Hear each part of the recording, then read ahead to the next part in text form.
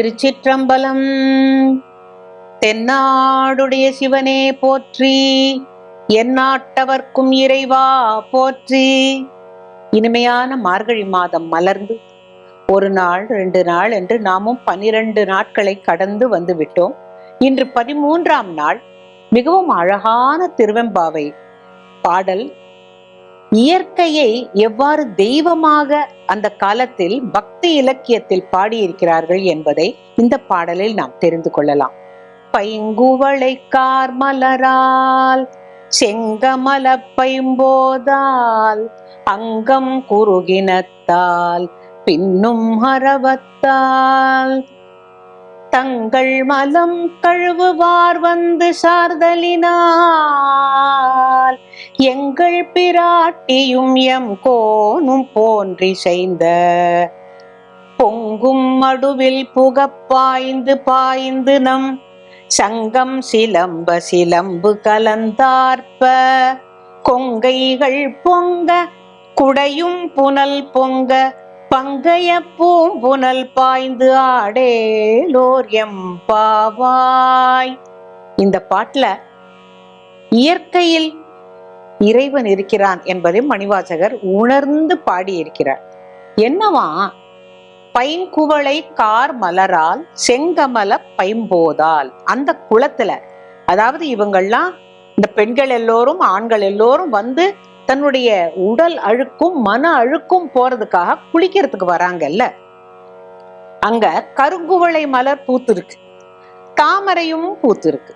கருங்குவளை எப்படி இருக்கும்னா ஒரு பச்சை நீலம் கலந்த ஒரு கரிய குவளை. அதை பார்த்தா ஷியாமளா ஞாபகம் வருது. ஷியாமளாங்கிறது பார்வதி. இத பார்த்தா பார்வதி மாதிரி இருக்கான். அந்த செங்கமலத்தை பார்க்கின்ற பொழுது பரமேஸ்வரனை பார்க்கறது போல இருக்கு. இந்த குளத்துல நாங்க ஈசனையும் அம்மையையும் பார்க்கிறோம் அப்படிங்கிறார். தேவாரத்துல குறுகுபாய கொழும் கரும்புகள் நெறிந்த சார் அருகுபாயும் வயல் அந்த ஆரூரரைன்னு பாடி இருப்பார். அப்படின்னா இந்த குறுகு, அதைத்தான் இப்ப அடுத்தாப்புல நான் சொல்ற போறது. அங்கம் குறுகினத்தால், குறுகு அப்படிங்கிறது நீர் காக்கை, அது வெள்ளை வெளையல்னு இருக்கும். இப்படி வச்சுக்கலாமா? இங்கே சிவை, இங்கே சிவன். இந்த வெளவெளேன்னு இருக்கிறது அடியார்களுடைய தூய்மையான மனம். இந்த குளத்துல அவருக்கு அப்படி தோணி இருக்கணும். இந்த குறுகுபாய கொழும் எப்படின்னு கேட்டாக்க, இந்த நீர்க்காக்கைகள் பறந்து இந்த கரும்பெல்லாம் ஒன்னோட ஒண்ணு அடிபட்டு அங்கேருந்து சொற்ற அந்த கரும்பு சாறு வயல்ல பாயுதான். அப்ப தேனா இனிக்காதா அந்த நெல்லு என்பது போல அந்த தேவாரத்துல சொல்லுவாங்க. ஒவ்வொருவரும் அந்த இயற்கையில் இறைவனை அவ்வளவு அழகாக பார்க்கிறார்கள். அப்பேற்பட்ட அந்த குளத்தில் தங்கள் மலம் கழுவுவார் வந்து சார்தலினால் அரவம் பின்னும் அரவத்தால். அப்படின்னு அரவம் அப்படின்னா ஒரே சத்தம். எப்படி இந்த பெண்கள் ஆண்கள் இந்த குளத்துல இறங்குற பொழுது வம்பு பேச மாட்டாங்க. அந்த காலத்துல எல்லாம் எந்த தண்ணியா இருந்தாலும் நம சிவாய சிவாய நமக, சிவனே போற்றி, நம சிவாய திருச்சிற்றம்பலம் சொல்லிக்கொண்டே தண்ணீரில் இறங்குவார்கள். ஏன்னு கேட்டா அந்த தண்ணி எவ்வளவு மோசமான தண்ணியாக இருந்தாலும் இறைவன் நாமத்தை சொல்லி குளித்தால் ஒன்றும் செய்யாது அப்படின்னு நம்பின காலம். சோ அந்த பின்னும் அருவத்தால் அப்படின்னாக்கா அந்த ஒரே சத்தமா இருக்கு. ஒருத்தர் நம சிவாயங்கிறார், ஒருத்தர் ஈசனே அப்படிங்கிறார், ஒருத்தர் தில்லையூர் பூத்தனேங்கிற ஒருத்தர் ஒன்னொன்னு சொல்றாங்க. இந்த பெண்கள் என்ன பண்றாங்க? அவங்களும் ஏதோ பேசுறாங்களே தவிர, ஆனா எங்க சத்தம் ஜாஸ்தியா இருக்கு, அவங்க டமால்னு தண்ணிக்குள்ள குதிக்கிறாங்க.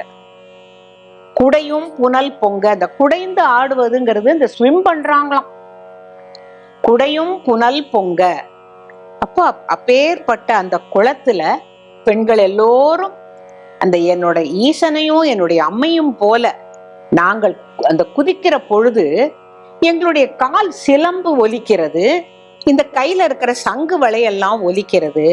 அப்பேற்பட்ட இடத்துல நாம போய் நம் மனதை தூய்மையாக்கி கொண்டு நம்மை சுத்தம் செய்து கொண்டு தூய மனத்தவராய் வாருங்கள் போவோம். எங்க? அந்த திருவண்ணாமலை ஈசனை பார்ப்பதற்கு, அந்த ஜோதி லிங்கமான இறைவனை பார்ப்பதற்கு போவோம். வாருங்கள் எம் பாவாய் வாருங்கள். அந்த குடையும் புனல் பொங்க உடம்பெல்லாம் புலகாங்கிதமாயி அப்படியே பூரிச்சு போறது அப்படின்னு சொல்றாங்க. கொங்கைகள் பொங்க குடையும் புனல் பொங்க. அப்படியே அந்த தண்ணி எல்லாம் இவங்க போடுற சத்தத்திலையும் இந்த குதிக்கிற இதுலயும் பொங்குறது அப்படியே. அப்ப பங்கைய பூம்புனல் பாய்ந்து ஆடேலோ ரெப்பாவாய் அப்படின்னாக்க அந்த தாமரைகள் பூத்த அந்த குளத்தில் இறைவனாகவே பார்த்து அங்கேயும் கும்பிட்டு கோவில்லையும் போய் கும்பிடலாம் வாங்க அப்படின்னு இந்த 13ஆம் நாள் பாடல் மிகவும் அழகானது. இனி அடுத்த பாடலை நாளைக்கு பார்க்கலாம். திருச்சிற்றம்பலம்.